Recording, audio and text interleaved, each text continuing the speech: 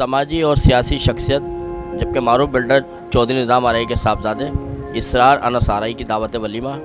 साहबजादी की शादी खाना आबादी, मोहम्मद अरसलान, यूसुफ आरई, अनस रफ़ीक आरई के हमरा कासिम बैंकुट में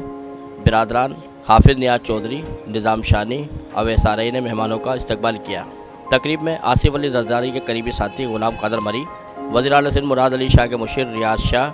सग़ीर कुरैशी, DIG हैदराबाद शर्जील खरल,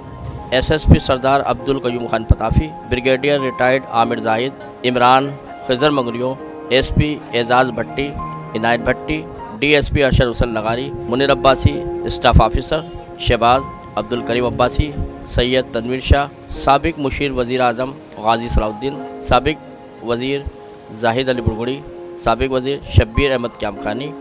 साबिक वज़ीर मीर हैदर अली तालपुर, साबिक MNA मुस्लिम नून के शब्बीर हसन अंसारी, साबिक MPA दिलावर कुरैशी, मीर रफ़ीक अहमद खान तालपुर, डॉक्टर रईस परवेज़, साबिक नाज़िम अब्दुल कदीर नागड़, मोहम्मद अली गौहर एडवोकेट, खाविन बख्श जहजो, अमानुल्लाह सियाल, महमूद जाफरी, मिर्ज़ा मसूद बेग, एडवोकेट फ़ज़ल कादर मेमन, कौमी अखबार मीडिया ग्रुप हैदराबाद के ब्यूरो चीफ